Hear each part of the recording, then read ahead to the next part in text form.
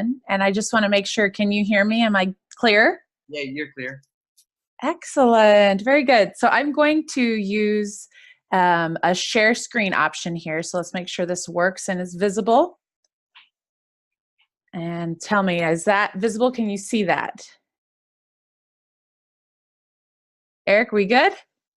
Yeah, you're good. Wonderful. Thank you so much. I appreciate it. So I am so happy to be with all of you tonight. And our time, if I understand correctly, is about 40 minutes of just me sharing some thoughts, and then headed into about 20 minutes of question and answer. So as he said, feel free to chat those out and they can pass them on, or at the end, if necessary, you can come off of mute and speak out loud those questions, and I'll do my very best to just give you a direction to go in.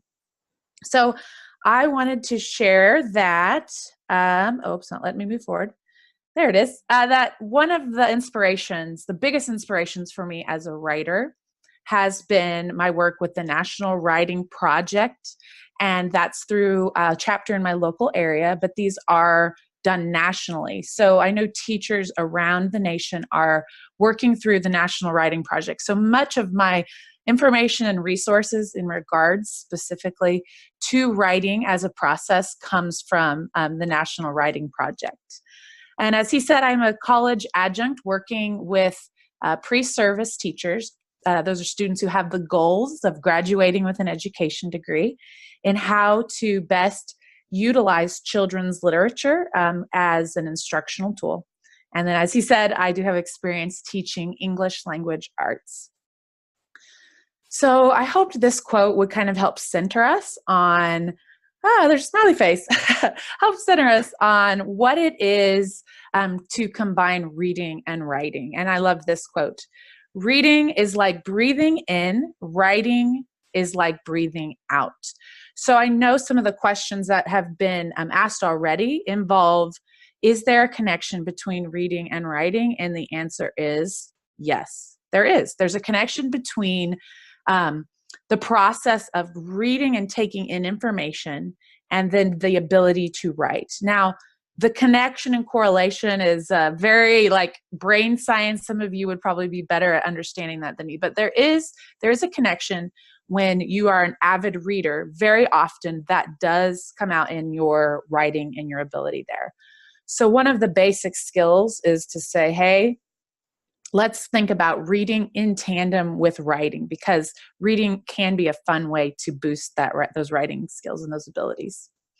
So I wanted to, first of all, start with something that's kind of tough probably to recognize, and that is the fact that writing is a process. And so often we focus on product. We focus on the idea that I need to have this paper written and turned in by this date. And that product is what we're talking about here. The product of writing a paper, and here's the product, it's the paper, or it's the memo to the company or to the boss or whatever it might be. So if we can remove that idea and call writing a process, that's really where we see development in terms of our writers. And that's a huge struggle, because we are so driven on, I have to create this thing for this class, or I have to write this for this certain field, that it's very difficult to see the benefit of just simply writing to write. But this is one of the focuses of the National Writing Project, where we begin in our Invitational Leaders Institutes. We have what are called Write into the Day, where we give a prompt. You can write on it, but you don't have to, where essentially we're just processing through writing our lives, our experiences, and no one has to see it. People can see it, but it's an opportunity to just put pen to paper for no purpose at all. Sometimes those become off stories, like crazy science fiction. Sometimes those become reflections on a day. Sometimes those become curiosities, questions, wonderings. But all of those can help benefit your writing for more structured or more academic pieces when you allow writing to be a process versus only a product. I know we have to have writing, produce those papers, produce those reports for school and such. But the thought process shifting to only that product to also then a joy, something that I love to do, has been a real shift for me in my way of thinking and my way of working with students too. Very often we can lose sight of the process of writing and only think about that finished product. And so I would encourage you to start, as we're talking tonight, thinking about how to build that understanding in yourselves and in your children as writing as a process, and that all writing is beneficial, even if it's in a notebook that nobody else ever sees. It's never published. It's never turned into a teacher. It's just kind of that expression piece. And we'll dig a little bit more into that shortly. So I'm going to continue on. Go over some of the complexity that exists when we're talking about writing. And in all areas, as we mentioned, reading and writing come together. There are so many specific things that could be the problem when we're talking maybe a child who struggles or a child who's great but has one area that their teacher or maybe their parent sees as an area of need. So I wanted to just outline even some of the possibilities, because very often we might think, well, my child's not a good writer, or I'm not a good writer, but we don't think of all the components that go into what it means to write. So first of all, we have handwriting, which in some cases is maybe cursive or print, depends upon what state you live in or depends upon the particular standards. But that's very often the very beginning stages of how we begin to work with text and work with writing. So we can have folks with horrible handwriting, terrible in terms of the actual readability of the text. But the writing itself, the content is amazing and strong. So handwriting can be a problem, and just in terms of readability, whether that is print or cursive. Then you have the component of grammar. And grammar itself, as you know, is just how the rules the language follows and is set up and structured. And I think that grammar has some very foundational rules that you can learn and follow. And that's very helpful, of course, when you are looking at the structure of a language. But in some cases, some English teachers may have only instructed in grammar. So some students don't maybe have a love or a passion for writing because they see it as maybe something very dry and rigid, like a set of rules of when to have prepositions and when not, and where you can start and end with and when you cannot, etc.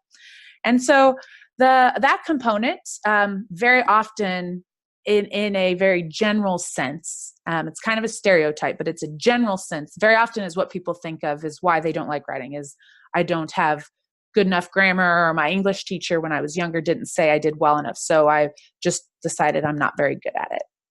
Spelling is another component of writing where of course, the complexity of words and then word roots, which typically in the English come from the Greek or the Latin, knowledge of that can be helpful for spelling, but it is also just repetition and rote. And very often, as you see in elementary schools, it still very often goes back to here's your list of however many words. Study them, practice them, use them in different contexts, and you'll have a test on these words, on Friday or, next week at this time. And that has very much been the same process throughout many generations of learning spelling. Now, there are some new things out there, some different ways of approaching that, and maybe your students or your children have the opportunity to learn that way. But it's another one of those things that people connotate with writing. As I never was a good speller, so it's not something that I can do or do well. Comprehension, that is reading a text and understanding what that text says.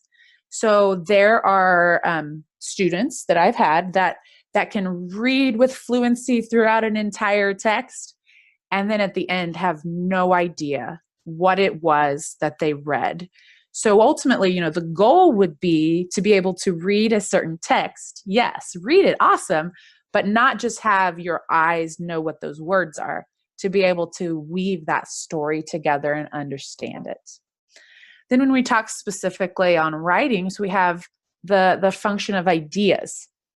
So ideas in the 6-trait model would be basically what you're writing your story about. What's the main idea, or what's your paper about?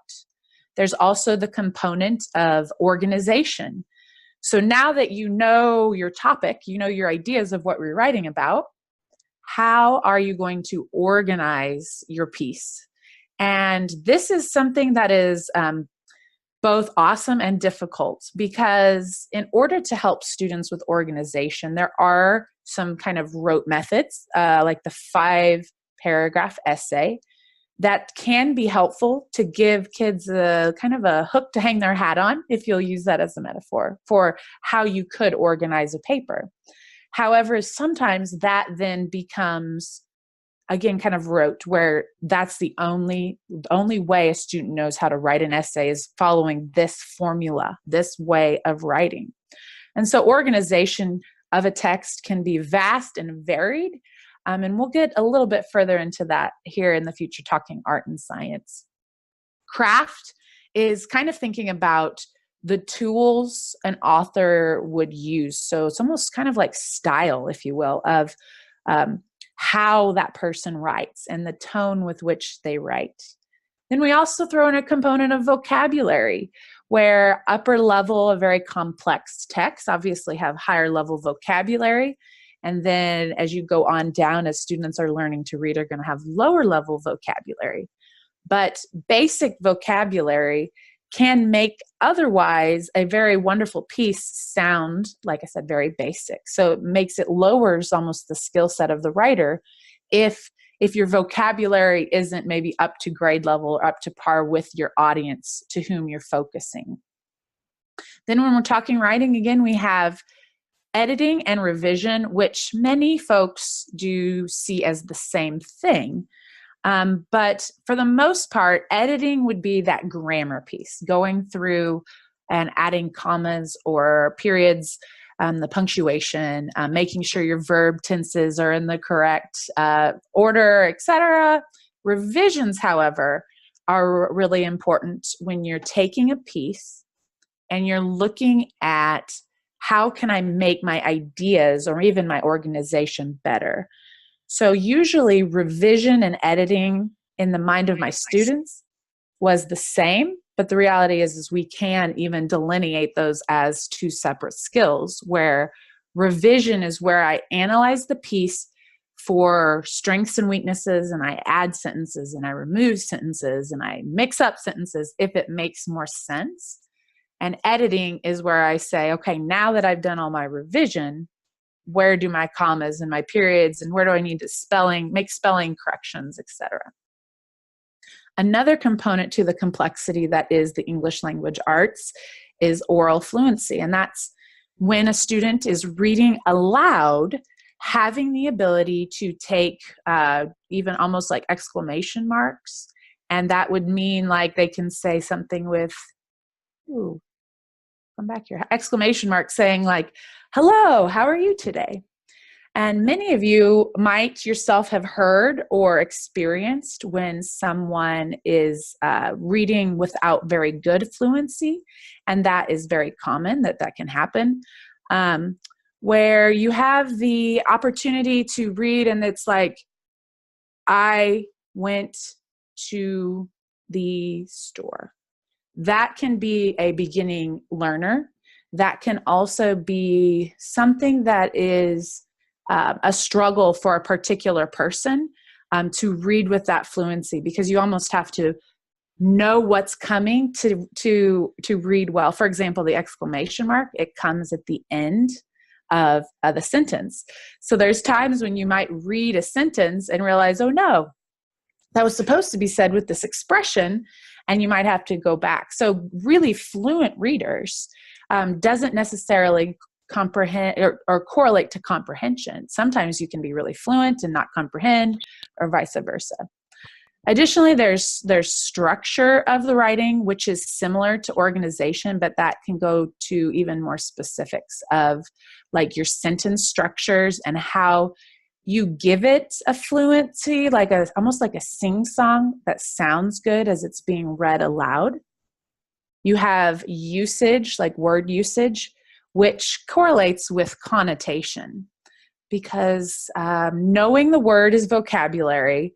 Using it can be different, though, based upon the denotation.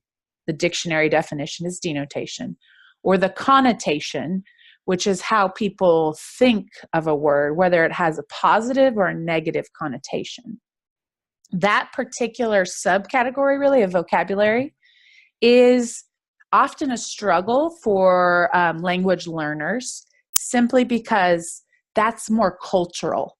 And it's not necessarily something you can look up in a dictionary and see the connotation of a particular word, whether it's viewed positively or negatively. And knowing the denotation, the dictionary definition, is helpful for using a word, but knowing the connotation or the culture of the word and how it's used can be a struggle, because that is learned through exposure to the culture and immersion in and reading other people's writings and seeing how it's used and how it's spoken. An example of that connotation would be talking about body image. So like slender, skinny, thin, those are all heavily connotative words, where if I describe a character as skinny, that's more negative because it might be spindly, like not filled out, not strong, weak. But if I describe them as slender, that has a more positive connotation, meaning they have the correct shape, but they are not necessarily weak. And that can even depend regionally based upon how a word is used. So connotation can get very complex in writing. In terms of reading and writing, we also have the purpose. So why was this piece written and for whom? And that kind of plays into publication. So when you think about the world of publication, we have myriad opportunities with the internet to share our writing, say through a blog, and you can get a whole host of people following you who expect to hear about maybe a subject area that you're very comfortable with. Students are also using online, and not all students, but I think Wattpad is one where they're writing like fan fiction of a subcategory. So say Harry Potter and the Sorcerer's Stone is a series, or that's a particular book, but the Harry Potter series is a series that a student loves. They can take characters from Harry Potter and continue to expand and write on that and use different platforms to share their writing in this kind of community. All of those things add to the complexity of writing. Because, for example, if I am a student who loves to write about my Harry Potter fan fiction, I might be able to write on that topic in that way, like for free time, something I enjoy to do. I just absolutely love it. However, when my teacher gives me an assignment to write a report on mitochondria, I struggle. So this is why, in part, writing can be a difficult thing, because even though I spend all Saturday writing fan fiction on Harry Potter, it's a shift because it's a very different purpose. And the expectations for ideas and organization and craft and maybe even vocabulary are very different than if I'm just free writing on my own for something that I find enjoyable.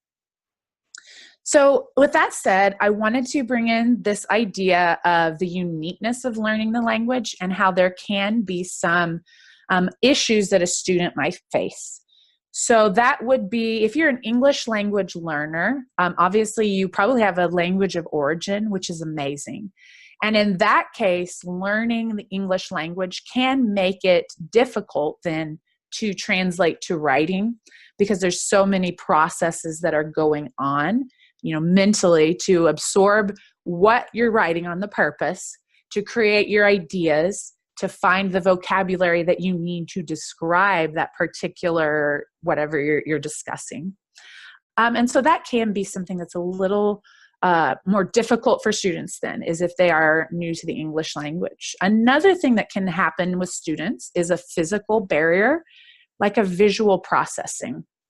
And so if you notice your student is, or your child is really struggling, this might be something that you were previously unaware of. And I know I'm still learning as I find more and more out about students, but visual processing is where there's somehow the eyes don't speak to the brain. So it's very difficult to translate information from the eyes to the brain or the brain to the eyes.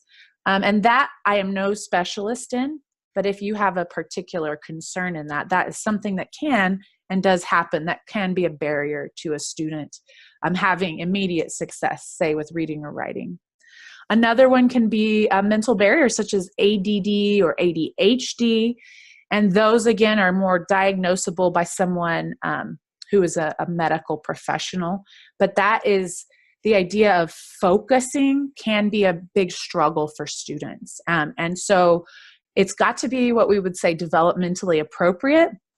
You would not ask a kindergartner to sit down and write a 5-page paper. That child likely wouldn't have a struggle with a mental focusing issue. If you ask them to do that, they're just a kindergartner who is unable to write a 5-page paper, as they probably should be developmentally. However, if as your child's getting older and what seems appropriate to their age and their grade level is a struggle, that could be a component to investigate. And then also there is a component of emotional barrier, like lacking confidence. We are all on one level creative beings, and if I have been told, or I believe I am no good at writing, I'm no good at it, I'm no good at it, and that's just repeated to my brain, or it's been said to me repeatedly, that makes it a struggle for me to find joy in that writing or to find happiness with it, because it's always that publication piece has to be, polished and perfect. And this is something that we can see in very top students and then students who struggle as well, is that writing is a process that is very complex, as we've looked at. And so this can be something, the emotional barrier to writing, that even your best and brightest students might have to have some help with, is that they just don't feel like they're good enough. Because I believe, I can't remember if it was, Steinbeck or one of those that said, writing is cutting open your vein and bleeding onto the page. It can be very personal, and that's tough to feel safe to do in certain environments, for sure. You're really putting yourself out there when you're doing writing and sharing your thoughts through writing. So when it comes to writing as a process, there are kind of two schools of thought, and these are debatable, and I think you could find very learned people way more read up on this area in this regard than I am, who might have a particular stance. But science is, like writing as a science, is more formulaic, more academic, and we'll look at some more things to describe it in a moment, or thinking about writing as an art. And I ask those two of you because I wonder if you've experienced a moment where you've felt a shift between writing as a science and writing as an art. And some of you may be more scientifically or formulaically minded, where that type of writing felt good to you to express what you needed to write or express about in that way. Others are not happy with a box. They don't want to be confined to the 5-paragraph essay model. So art is more of that creative side. So just to give you some thoughts on that, science, writing as a science is more formulaic, where I know that I need to have 5-paragraph essay. I have to have 5 paragraphs. I have an introduction, 3 body paragraphs, and a concluding paragraph. There is nothing wrong with a formulaic way of writing. It just can create a box that students might feel hard to break out of. However, some really want kind of that academic boost of this is how, good writing looks. It is process driven. It's very often kind of strategic and sterile. So for example, teachers who are asking for kind of a piece written in a scientific way. And this doesn't have to be the actual subject area of science, like a science teacher, biology or chemistry teacher. A teacher who teaches writing as a science can be an English teacher or even a social studies teacher. It doesn't have to be a science teacher proper. But if they prefer writing as a science, they might want the writing to be free of any what we would call voice in the writing. I don't want to know who wrote this. It should be a nameless author when you're writing this particular piece. Very often, though, writing as a science, we consider it quite academic and or professional, and it's often an essay. So if you've loved that style of writing because you know what you need to do and how you need to do it, you know what this teacher expects or what this professor demands of you, you might prefer writing as a science. Tell me what I've got to do and I'll do it. However, there are those that are a little bit more alternative than the science method of learning writing, and those would be our artists. So writing as an art is more expressive. It can be used to process or experience or a life. For example, a journal that you keep at your bedside table or a diary. It can be a blog, as we've shared earlier, where you're discussing particular things you love or a life thing. Like, for example, if you are a great cook, you might share life stories as well as recipes, or you might have something horrific like a child with a specific struggle or disease that you share through blogging. And that, again, would be more of an art form. It's more figurative and sensory very often, where you are in a science format of writing, you're going to come right out and say it. But in an art form, more storytelling, you're going to dance around what you're trying to say using figurative language or metaphors. It's often emotionally cathartic, where you feel better after writing about an experience. Say it's some kind of a release. It gives you an opportunity to feel what you're thinking as you're writing. And it's often looks like a journal or a poem. Doesn't have to, but you might find that your child, your student, or even yourself, you might find yourself being firmly, this is how I prefer to do writing or process through writing, one or the other. So you can probably see that push-pull that not only is in sometimes the education system, because one teacher might be very scientific in how they want you to write papers, take your voice out, and another might be very artistic, where they're wanting more of an expression or more of the art form of writing as opposed to the scientific form. So you might even see, thinking what you've noticed your child is writing or what you love to write, you might lean one direction or the other for preference, and then maybe also just for ability. Some folks find writing in one way or the other much easier and just more natural for them. And others can do both back and forth, no problem. But this is one of those brain science areas that we're looking at for writing, is how to best teach students and what does it look like to set them up for success, both in a very, like non-voiced essay as well as in an artistic, expressive poem, say. So Jodi Picoult, an author, says, you can always edit a bad page. You can't edit a blank page. So this, I think, plays into the idea that, oops, let me go back. You just need to write. And in some cases, that would be, like we said, the journal that nobody else needs to see. It's just getting words on a page. And all writers will talk about that writer's block phenomenon, where you I just don't know what to write. And that they suggest when you get to that point, just begin. Even if you don't begin at the right spot, don't begin, just start writing. Even if you're repeating I don't know what to write. I don't know what to write. I don't know what to write. Eventually, you should get out of that stuck or default mode into something. So a little inspiration for those that are writers out there. When you're feeling stuck, just try to start anywhere. Get something down on the page. And from there, you can craft and form it into what you need it to be.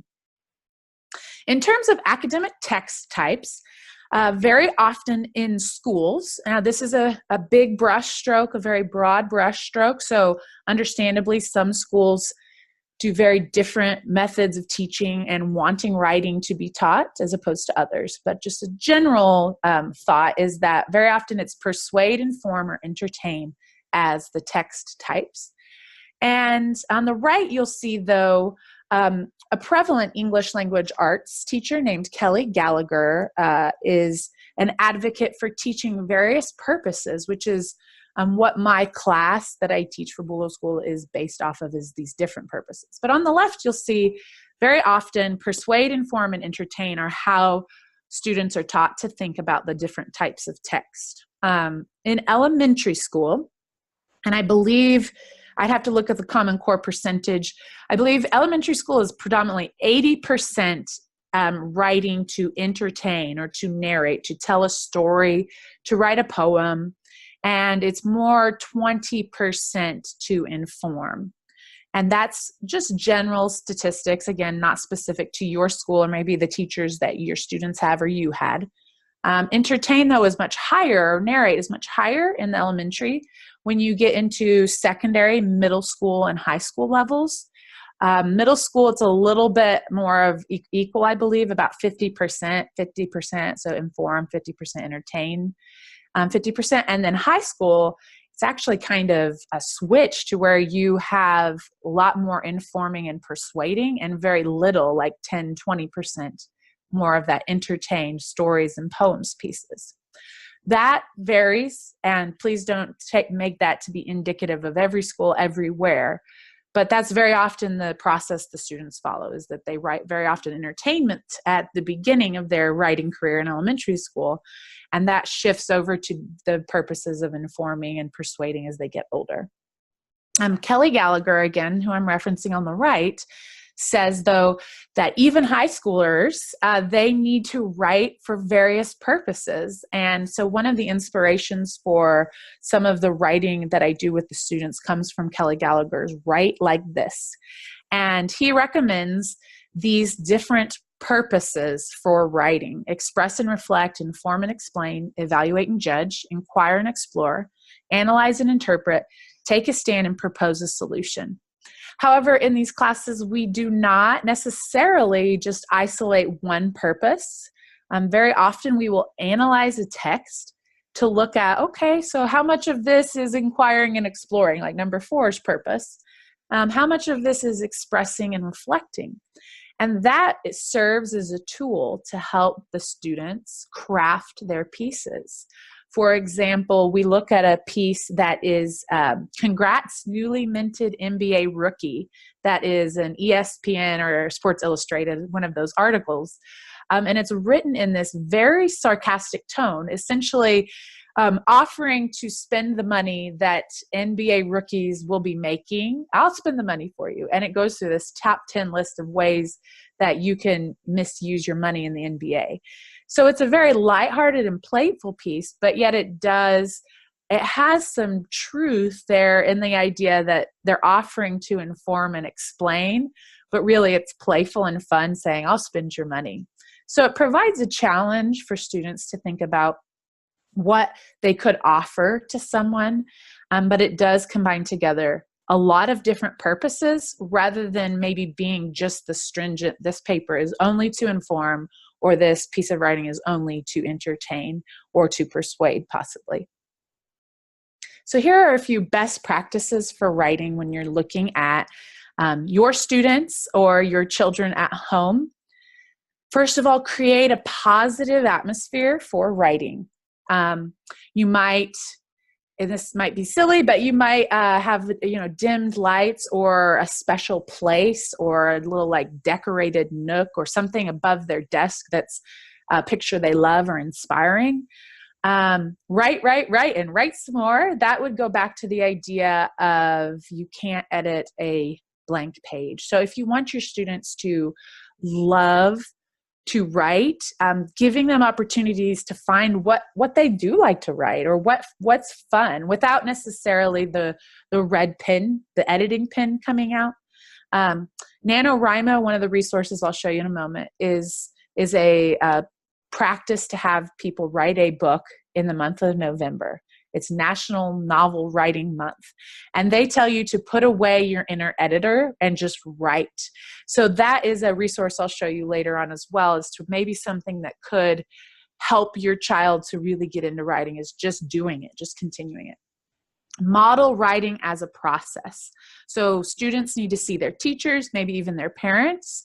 Oh man, look at this piece I did of writing. I misspelled this, or look, I should probably move this sentence down here. And seeing you in your writings, in your business practices, or in your running of your home, how you do those things that you expect them to do, but doing it in a way that they can see that no writing that you produce is perfect just automatically off the start. You have to edit your emails, or you have to look through how you've structured that paragraph to make sure that it's got the tone that you want to share with your employees. Have a dedicated writing time, place, notebook. That is, every 10 minutes before you go to bed, you're going to have this writing time, and we're going to have this special candle, or one of those electric lights, to indicate that this is the sacred writing time, and write whatever you want, or write more about this story. Meaningful approach to using various genres, meaning demanding essays over and over and over makes it a struggle for a student to probably love to connect to writing. So trying different aspects of writing poems, writing those satirical or somewhat funny or humorous pieces. Giving your child or your students choice and ownership in that writing process can be a way to help them develop a love of writing, because they get a say over what they're writing or how they're writing it. If possible, use real world options. So things that, hey, I have to write an email every week to my boss with this information in it, and here's why I have to do a good job with this particular piece of writing. So if they can see their writing as either there's an audience, someone is going to read it, or I hope that someone enjoys it for this reason, that can make it a little less sterile than write this piece that no one is going to read. And that's partially the popularity of, say, blogs, because people are publishing, they're self-publishing their thoughts into the world. And then they create a following and develop kind of a community around a certain passion. Use your reading or the students' reading to model writing. And so that would look like reading a paragraph from a story and saying, why do you think the author chose to start both of those sentences with the word I? And actually asking questions about the writing versus the comprehension of the reading, which can be very difficult to separate. But actually looking at published pieces, saying, wow, what do you think about this choice to put this sentence here instead of here, or keeping this sentence in that paragraph? That can really elicit some really deep conversations about those choices that authors make in the process of writing. Diverse reading material is always great. As we said, reading is breathing in, writing is breathing out. So the more context they've read about, more words they've been exposed to, the better. Constructive response within the process. And that is just this idea of even the students themselves, they reflect on their own writing while they're writing. It's not necessarily get out the editing pen and make all your punctuation changes, but it's more about, so yesterday you wrote these 3 paragraphs, take a moment to reread them, and what do you love about them? What may not make sense today, even though you wrote these yesterday, or what do you think you might need to edit out or expand upon? And just pausing, even when you're in the process of writing, to look back on where you are or where you want to go can be helpful to building that writing process. There's a variety of response techniques, which means that you can choose to just say, hey, great job on that. Anything you want to share with me? Sometimes, though, you might want to say, okay, well, we really need to look at commas in this piece because I'm just not sure that this particular paragraph has the commas that it needs. So the critical lens is there at times for sure, but it's not always that you're terrible at commas. That there are times where it's not ready to be published that you go, cool, yeah, I love those ideas, or I love that organization you went with, or here's what I love about your wording in this sentence. So students don't expect every time I share my writing with a parent or a teacher to just be like told they can't do commas. Don't always lose sight of the good that's there, even if there are some things to work on. Collaborate with them. Write a shared story. Go back and forth. You write a paragraph, I write a paragraph. You write a paragraph, I write a paragraph, or a poem, or whatever it might be, just for fun. And that's the key, is just to make it enjoyable. That process, then you could find joy in that. I think seeing even the ideas that they have, and maybe you have a thought where the story will go, but then they send it in a different direction. One recommendation from the writing project is to carry a small notebook, and as writing ideas or inspirations or feelings or sensations pop into your mind, jotting them down, because very often that's what authors do, is they walk around, and as experiences come out, they find that jotting it down helps them remember later on. Last two, dedicate some experiences. So where you have some fun, amazing beach time, and you might even just say, without writing or with writing, say, how would you describe the smell of this? How would you describe the texture of the sand underneath your toes? What's a metaphor you could use? And while you're in the midst of some fun experiences, thinking about those techniques of sharing that. And curious questioning is something parents can do. That just means, instead of like, why can't you add commas correctly? Asking like, do you think there's any editing that might need to be done? I wonder what the author of this story was thinking when they put this in this order. Can you see any reason why they might do that? But keep it curious and just more of like, what do you think, to hopefully engage the student in building their thoughts and ideas there. So I'm going to move forward. I had a little bit of extra that I'm not going to need. So there are some resources available to you. Tutoring, so group and private writing classes like through Boluo School, shared writing groups. And on the right are some possibility. I mentioned the NaNoWriMo National Novel Writing Month. There are visual prompts. Every day, National Geographic does 12 beautifully stunning photographs that could serve as an inspiration for, say, journal writing daily or almost daily. Purdue OWL is a great resource if it's that very scientific or formulaic essay piece where you must write in an APA or an MLA format. And 750 Words is a new program to me, but it's focused on having you write 750 words, I believe, daily.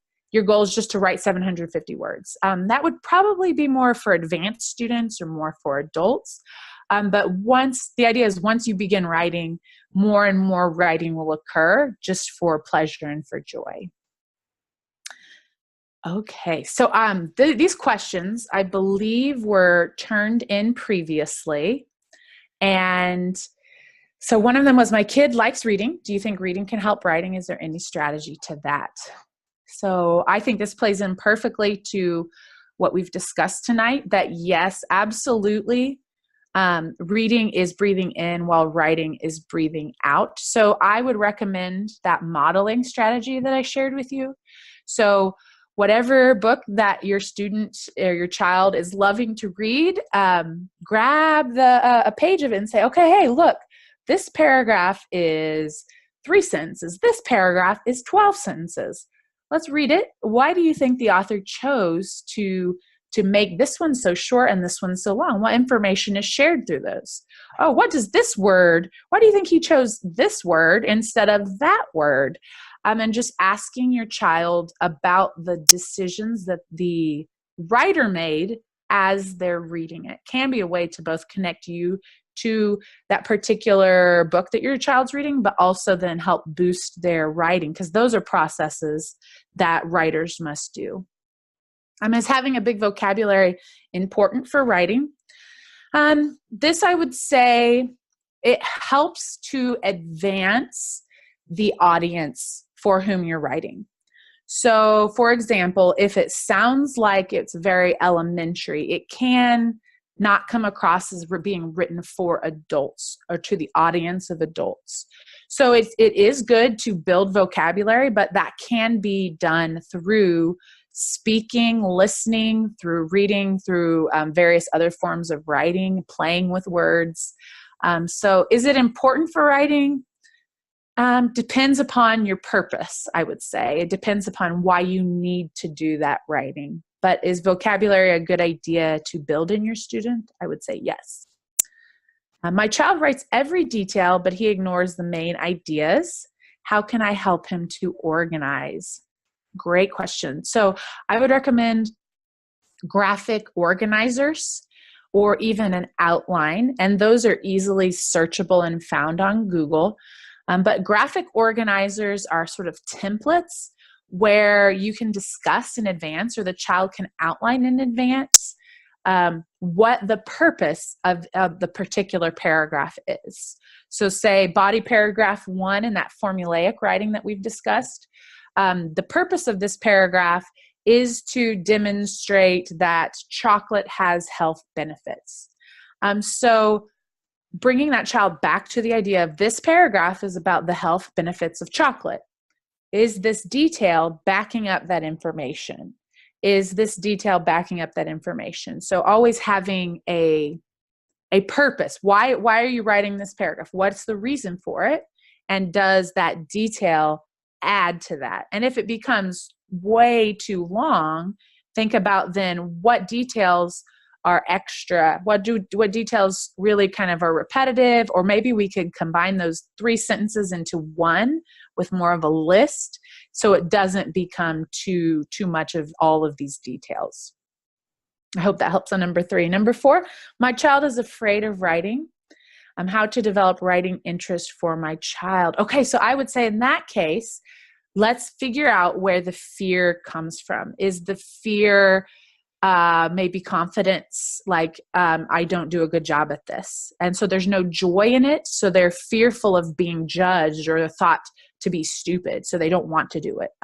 That can sadly be something that holds our students and our children back from writing. So if that's the case, or if there is another possible issue, as we mentioned, I would say like that completely lighthearted, fun-filled journaling, where you write even together. And if they're literally terrified of picking up the pen or the pencil or typing on the keyboard, then maybe you as the parent do it. So like, okay, let's write this story, and make it as fun or as silly or however you connect with your child.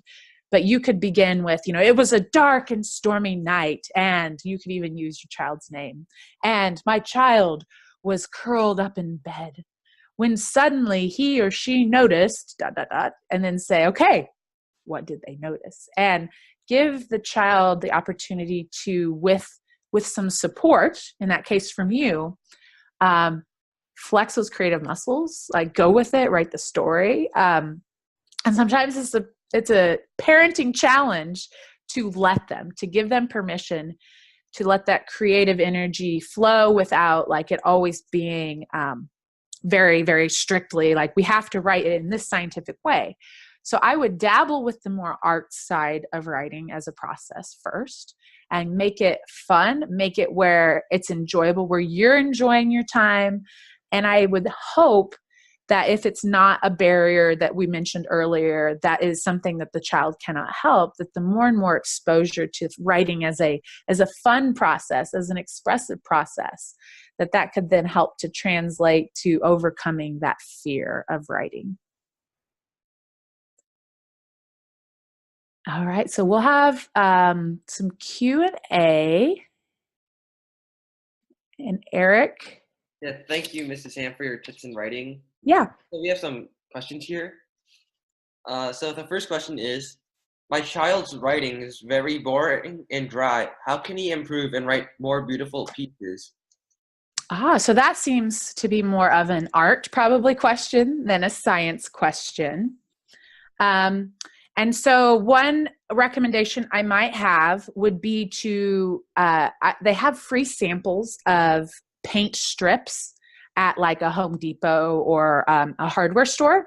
And one technique I've seen of this is of writing, for example, on the far end, like on the darkest color, like the word big, and then on the very bottom, the lightest color of that particular shade, small. And then having your student or working with them to come up with what would not mean big, but it's closer to big than it would be too small. And then writing that word on this paint strip. And then you can even do it with synonyms or antonyms, or even those with shades of meaning like connotation. So those vocabulary sort of building, when you say it's very dry, that would be maybe one way to make that building fun. Also, when you say it's dry, I guess I'm wondering if it's the sentence structure is the same. And what I think of is very often learning writers begin with like a pronoun like I like to go to the store. I don't like to go to the park. I want to be home on time. And so things like the word I that starts the sentence every time can get very repetitious and kind of boring to the ear. So looking at the variety of sentence structures and ways to sort of play with writing could even begin by looking at a book and saying, look at how the author began this sentence with, if you want to use the grammatical term, a prepositional phrase, or they begin with the setting or where we are or what time period it is. And then they talked about the subject and what they're doing. How could we do that with your piece of writing? And just encouraging them to see it modeled in a text, but then also applying it to their own piece. Thank you, Eric. And we have another question too. Sure. Should I ask my child to write a diary or journal every week? Will that help with his or her writing? Yeah, so I think as I mentioned, as long as your purpose is to just give them that opportunity to write and express themselves, I would see no qualms about it. I would see that would be great. And the more fun and energy and excitement that you can inject into that, the better.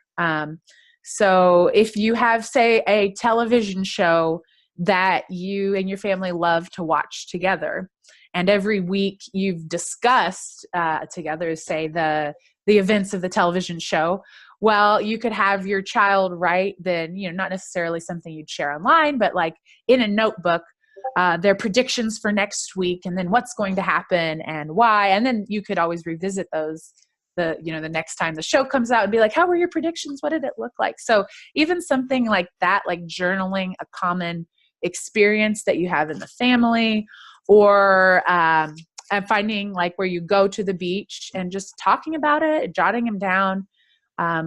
Maybe tonight when we get home, we should write a poem about being at the beach today. How could we describe some of these sensations? Even things as simple as that can help to benefit your child's writing ability. Yeah. And also, I have another question. My third grader writes super long pieces, and I noticed that he combines facts and his imagination together. Is this the right way to write a narrative piece? It seems like he's writing more of a novel to me. Okay. So if it's a narrative piece of writing, so is the purpose to tell a story. So I would just focus on what is the purpose of this piece. Is the purpose of this piece to tell an engaging story? And do those facts add to it? Or do they become a science report in the middle of a story that don't make sense? So I would refine the writing by thinking of it in that way. Does this sentence or this paragraph, does it add to the reason why I'm writing it? Or is it, I just got sidetracked with talking about the solar system, and so then I started listing all the facts I know about the solar system, and then I come back to the story.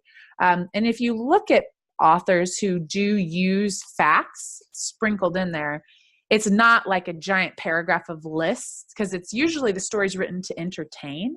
They might have little tidbits thrown in there, but working with them to weave it into the story so that that makes more sense of what's the purpose of this piece of writing. Am I writing to reflect who's my audience? Would it make sense for me to have a whole paragraph about the solar system here? Or does it just sound like I just got distracted and pulled off and need to recenter myself on the purpose for the piece?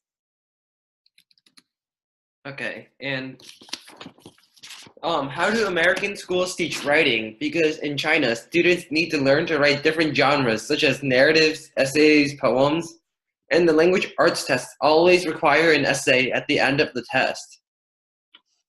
Okay, yeah. So the struggle with probably American schools is there's not a single set way that anyone does or does not teach writing. You can have a school that has a purchased writing program, but then there are teachers who do not necessarily use that writing program. And so the struggle with answering that is just to say, there is not a single standardized way to teach writing, and it can vary amongst state, district, school, and even within a school, you might have 4 fourth grade teachers who all approach writing a little differently. So the end results, when I think like SAT and ACT and some of those, I believe, and I'm not the foremost expert, I believe are adding in a writing component. And so there may be more of a trickle-down effect now that post-secondary is requiring a written piece. And I'm not sure where that is in the process. I just had heard in some of my teacher meetings that this was something that the ACT or the SAT folks were looking at, was to increase the need for that writing test to see if students were ready for college. So that might mean something different.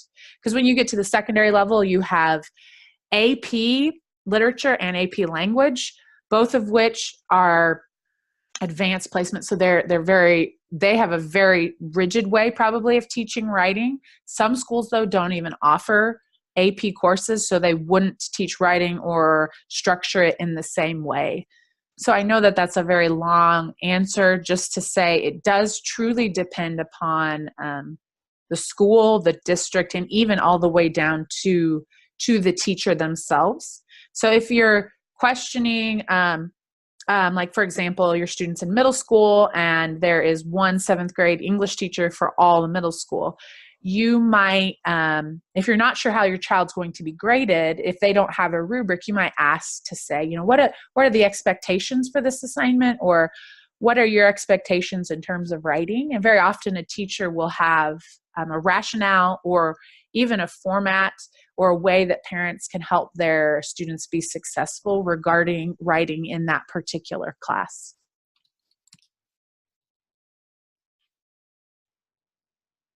Okay. And thank you again, Mrs. Hamm, for taking your time to speak to our parents and students.